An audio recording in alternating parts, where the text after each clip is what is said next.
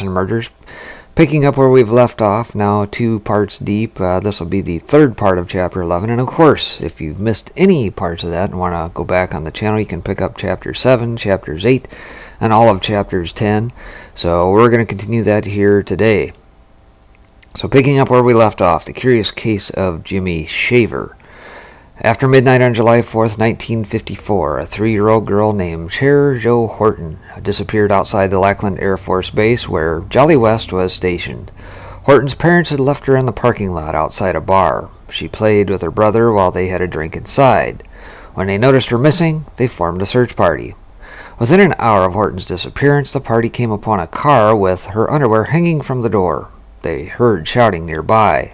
2 construction workers had been napping in a nearby gravel pit when a Lackland airman wandered out of the darkness. He was shirtless, covered in blood and scratches. Making no attempt to escape, he let the search party walk him to the edge of the highway. Bystanders described him as dazed and trance-like. "What's going on here?" he asked. He didn't seem drunk, but he couldn't say where he was, how he'd gotten there, or whose blood was all over him. Meanwhile, the search party found Horton's body in the gravel pit. Her neck was broken, her legs had been torn open, and she'd been raped. Deputies arrested the man. His name was Jimmy Shaver. At 29, he was recently remarried, with 2 children, no criminal record, no history of violence. He'd been at the same bar Horton had been abducted from, but he'd left with a friend, who told police that neither of them was drunk, though Shaver seemed high on something.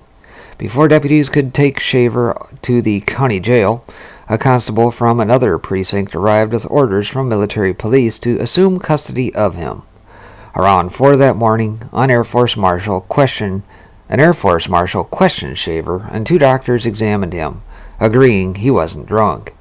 One later testified that he was not normal. He was composed outside, which I did not expect him to be under these circumstances. He was released to the county jail and booked for rape and murder. Investigators interrogated Shaver through the morning. When his wife came to visit, he didn't recognize her. He gave his first statement at 10:30 a.m., adamant that another man was responsible. He could summon an image of a stranger with blonde hair and tattoos. After the Air Force Marshal returned to the jailhouse, however, Shaver signed a second statement taking full responsibility. Though he still didn't remember anything, he reasoned that he must have done it. 2 months later, in September, Shaver's memories still hadn't returned. The base hospital commander told Jolly West to perform an evaluation. Was he legally sane at the time of the murder? Shaver spent the next 2 weeks under West's supervision, subject to copious psychological tests. They returned to the scene of the crime, trying to jog his memory. Later, West hypnotized Shaver and gave him an injection of sodium pentothal, truth serum, to see if he could clear his amnesia. While Shaver was under, with West injecting more truth serum to deepen the trance, Shaver recalled the events of that night. He confessed to killing Horton. She'd brought out repressed memories of his cousin, Beth Rainbow, who'd sexually abused him as a child. Shaver had started drinking at home that night when he had visions of God, who whispered into his ear to seek out and kill the evil girl Beth. This Beth was never sought for questioning. At the trial, West argued that Shaver's truth serum confession was more valid than any other, and West was testifying for the defense. They'd hoped he could get an acquittal on temporary insanity. Instead, West's testimony helped the prosecution. Here was a psychiatric expert who believed wholeheartedly that Shaver had committed the crime, and who'd gotten him to admit in colorful detail. While West maintained that the airman had suffered a bout of temporary insanity, he also said that Shaver was quite sane now. In the courtroom, he didn't look that way. One newspaper account said he sat through the strenuous sessions like a man in a trance, saying nothing, never rising to stretch or smoke, though he was a known chain smoker. Some believe it's an act, the paper said. Others believe his demeanor is real. West often treated Lackland airmen for neurological disorders. During the trial, it came out that Shaver had suffered from migraines so debilitating that he'd dunk his head in a bucket of ice water when he felt one coming on. He sought regular treatment, and the Air Force had recommended him for a 2-year experimental program. The doctor who had attempted to recruit him was never named. Shaver's medical history was scrutinized at trial, but little mention was made of the base hospital. Wolford Hall, where West had conducted his MKUltra experiments on unwitting patients. On the stand, West said he'd never gotten around to seeing whether Shaver had been treated there. I checked. Lackland officials told me there was no record of him in their master index of patients. But, curiously, all the records for patients in 1954 had been maintained, with one exception. The file for last names beginning with SA through ST had vanished. Articles and court testimony described Shaver's mental state just as West had described his experiments the previous summer. Amnesias and trance states, a man violating his moral code with no memory of doing so. And West had written that he planned to experiment on Lackland airmen for projects that, quote, must eventually be put to test in practical trials in the field, end quote. This was all the more difficult to ignore after I got the transcript of Shaver's truth serum interview. West had used leading questions to walk the entranced Shaver through the crime. "Tell me about when you took your clothes off, Jimmy," he said, and trying to prove that Shaver had repressed memories. "Jimmy, do you remember when something like this happened before? Or, after you took your clothes off, what did you do?" "I never did take her clothes off," Shaver said. The interview was divided into thirds. The middle third, for some reason, wasn't recorded. When the record picked up, the transcript said, "Shaver is crying. He has been confronted with all the facts repeatedly." West asked, "Now you remember it all, don't you, Jimmy?" "Yes, sir," Shaver replied. For West, this seems to have been business as usual, but it left an indelible mark on the psychiatrists who worked with him. One of them, Gilbert Rose, was so baffled by the Shaver case that he went on to write a play about it. When I reached Rose by phone in 2002, he said Shaver still haunted him. "In my 50 years in the profession," he said of the truth serum interview, "that was the most dramatic moment ever, when he clapped his hands to his face and remembered killing the girl." But Rose was shocked when I told him that West had hypnotized Shaver in addition to giving him sodium pentothal. After I read Rose's citations from articles, reports, and the transcript, he seemed to accept it, but he was adamant that West had never said anything.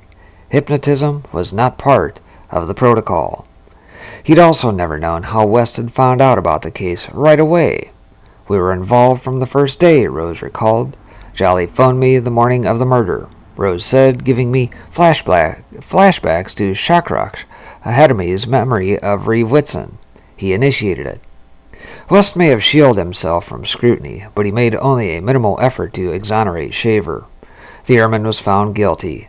Though an appeals court ruled that he'd had an unfair trial, he was convicted again and retrial. In 1958, on his 33rd birthday, he was executed by the electric chair. He maintained his innocence the whole time. West claimed he was in the courtroom the day Shaver was sentenced to death. Around this time, he became vehemently against capital punishment.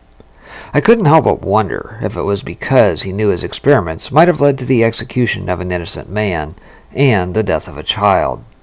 What if his correspondence with Gottlieb, predating the crime by just a year, had been presented at trial?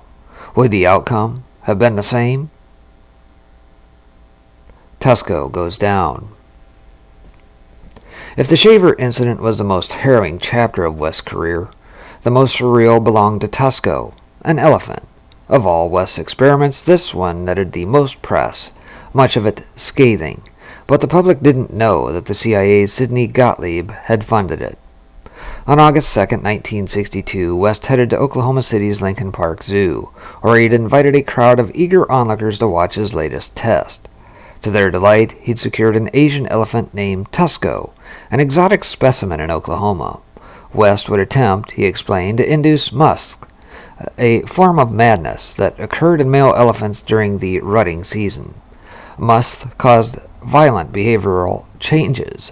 Normally cooperative and tameable, the elephant now runs berserk for a period of about 2 weeks, during which time he may attack or destroy anything in his path, West explained, claiming that whole villages had been wiped out by a single muscling animal.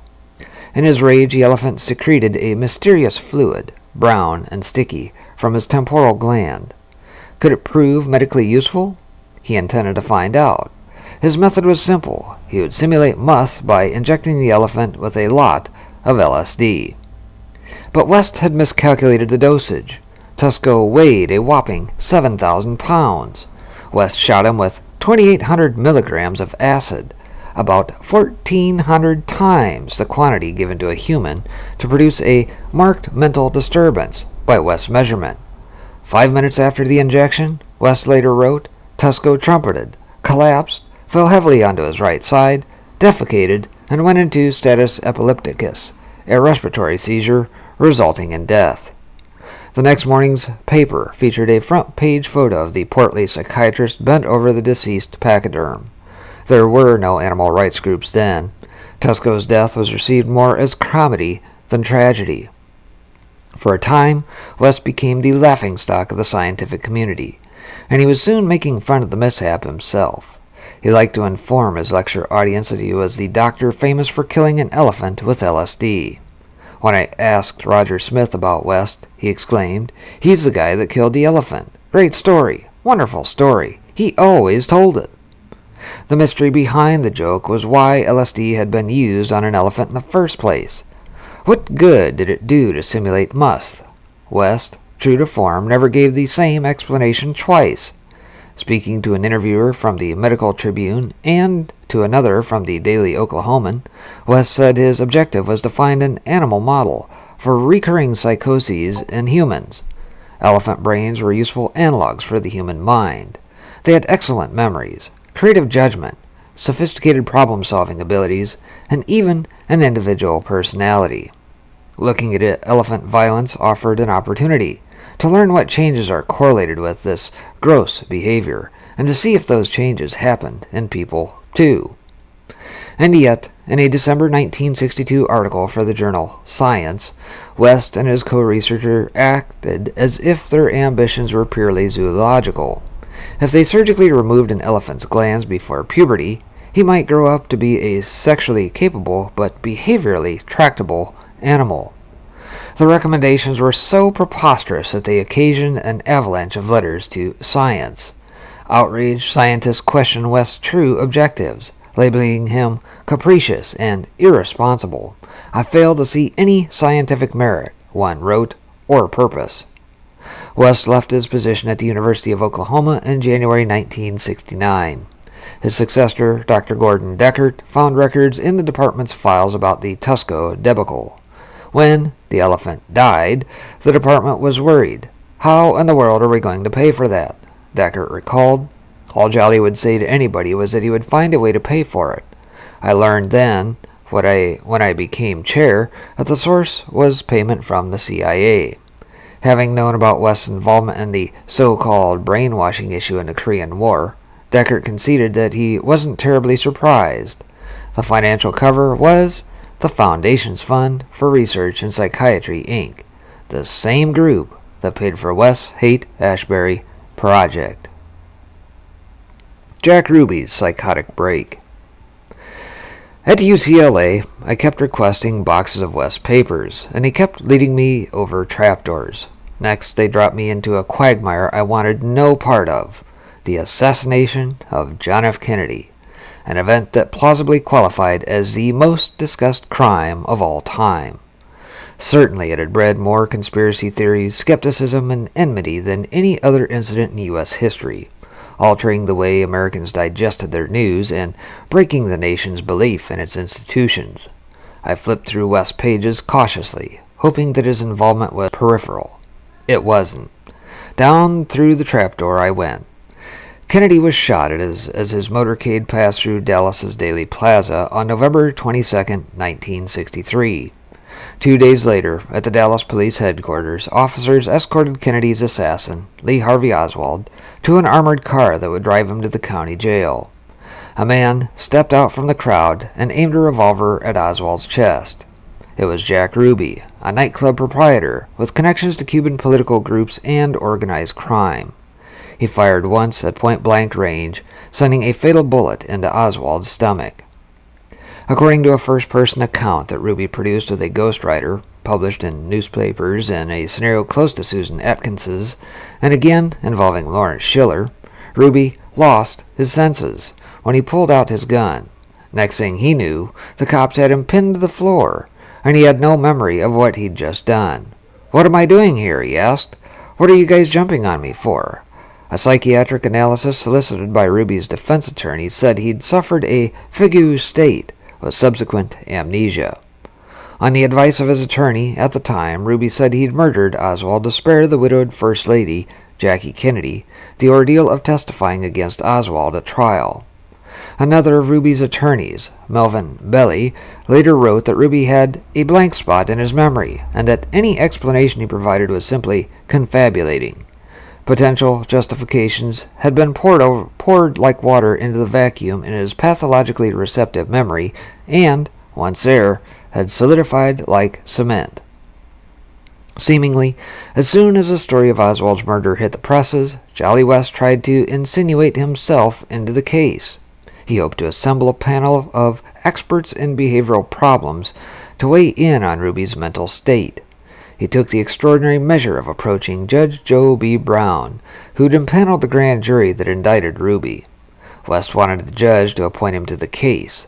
At that time, police hadn't revealed any substantial information about Ruby, his psychological condition, or his possible motive. And West was vague about his motive, too. 3 documents among his papers said he'd been asked by someone, though he never said who, to seek the appointment from Brown a few days after the assassination, a fact never before made public. The judge turned him down. For the moment, it seemed, West would be getting nowhere near Ruby, who was soon convicted of first-degree murder and sentenced to death. Ruby was reportedly unmoored by the news. He'd killed the president's assassin, and the citizens of Dallas had rewarded him with a trip to the gallows. He fired his attorney and hired Hubert Winston Smith, a psychiatrist with a law degree, who'd assisted in the trial to represent him on appeal. Meanwhile, at Langley, the CIA's Richard Helms was making the case that MK Ultra's human guinea pigs had to be entirely unaware of the experiments performed on them. This was, quote, the only realistic method, end quote, he wrote, to influence human behavior, as the operational targets will certainly be unwitting. Once Dr. Smith was driving Ruby's legal team, one of his first acts was to request a new psychiatric examination of Ruby.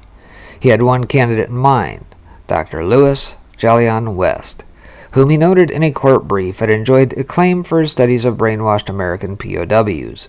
Perhaps, Smith wrote, West could use his highly qualified skills as a hypnotist and an administrator of the truth serum sodium pentothal to help Ruby regain his memory of the shooting. West may have rewarded Smith for the plum assignment by helping him land a teaching position at Oklahoma. And so, on April 26, 1964, West boarded a plane bound for Dallas. He was scheduled to examine Jack Ruby in the county jail that afternoon. The Dallas papers reported it in their final editions that evening. West emerged from Ruby's cell to announce that the previously sane inmate had undergone an acute psychotic break sometime during the preceding 48 hours. Whatever transpired between West and Ruby in that cell, only the two of them could say. There were no witnesses. West asserted that Ruby was now positively insane. The condition appeared to be unshakable and fixed. In a sworn affidavit accompanying his diagnosis, West described a completely unhinged man who hallucinated, heard voices, and had suddenly acquired the unshakable belief that a new Holocaust was underway in America. Last night, West wrote, the patient became convinced that all Jews in America were being slaughtered. This was in retaliation for him, Jack Ruby, the Jew who was responsible for all the trouble. The delusions were so real that Ruby had crawled under the table to hide from the killers. He said he'd seen his own brother tortured, horribly mutilated, castrated, and burned in the street outside the jail. He could still hear the screams. The orders for this terrible pogrom must have come from Washington. West said the trouble had started sometime in the evening before the exam, when Ruby ran headfirst into his cell wall in an apparent suicide attempt. But Ruby's jailer, Sheriff Bill Decker, shrugged it off as a cry for attention. He rubbed his head on a wall enough that he had to put a little merthiolate, or antiseptic, on it. Decker told a reporter, "That's all." From that day forward, every doctor who examined Ruby made similar diagnoses. He was delusional. West, however, was hardly the first to have evaluated him. By then, nearly a half a dozen psychiatrists, many equally renowned, had taken stock of Ruby's condition, finding him essentially compos mentis. West had been briefed on these opinions, but in his hubris, he wrote that he'd hardly bothered with them, having been unable to read them until earlier today on the airplane. Tonight, my own findings make it clear there has been an acute change in the patient's condition since these earlier studies were carried out.